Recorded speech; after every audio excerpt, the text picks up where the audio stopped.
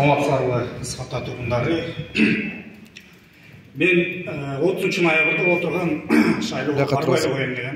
Себебі, жеңіс жоқ болып қалғанда, елдеш, баяғылар не келеді, байдың баласы бай болып, бидің баласы би болып.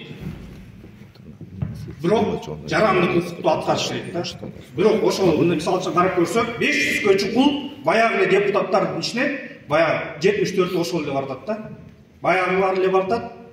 Анан мында ойлап көрөсүң да, карапайым элден чыккан депутат болбой ол. Биз аксөктөрдүн балдары депутат болуш керекпи? Байлар, бийлер депутат болуш керекпи? Биз монархиялык өлкөдө жашайбыз деген. Анан айта турган нерсем меники. Алардын көпчүлүгү жеке бизнесин коргош үчүн, бийлик мансапка жетиш үчүн барат да. Көпчүлүгүнүн максаты ошол. Элдин үнүн угуп, элдин үнүн жеткиш эмес. Алардын көпчүлүгү.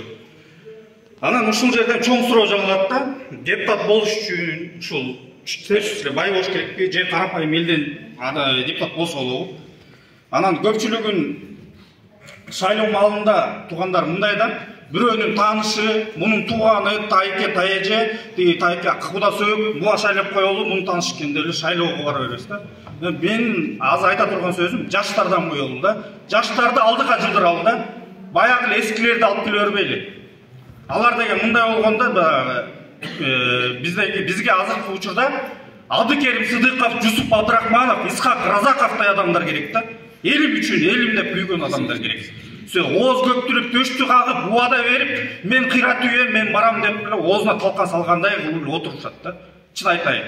Аяктан бир чоң өзгөрүш көргөн жоксуз бул жерденчи. Анан жанагы биздин көркөм чыгармада сынган кылычта мындай деп айтылат да. Нүзүп шералыны койгондо баягы жылкы кайтап жүргөн өтүгүн босоого илдирип койгон экен да. Ошол өтүктү көргөндө сен азыр хан болдуң, анан сен мурда ким элең, азыр ким болдуң депчи. Ошону эстеп жүрүш керек да.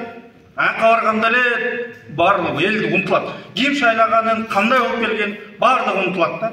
Ошол себептен бизге жаңы муундар керек, жаштарды колдоо, жаштарга жол болсун. Менин азыр колдоп келген талапкерим номер 13 Жаныбек Асанбеков.